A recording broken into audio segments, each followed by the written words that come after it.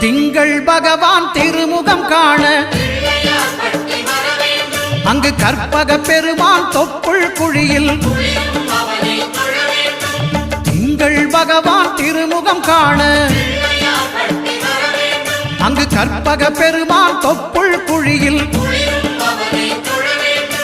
பார்க்கடல் பிறந்த சந்திர பகவான் கணபதி வயிற்றில் நிறைந்திருப்பான். எங்கள் கற்பகத்தானை கண்டவர் தமக்கு தீரா பிணிகளை தீர்த்து வைப்பான்.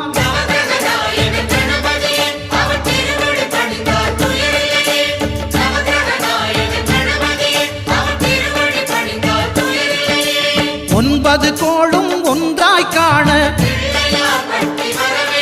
அங்கு கற்பகம் என்னும் கடவுளின் மெய்யில்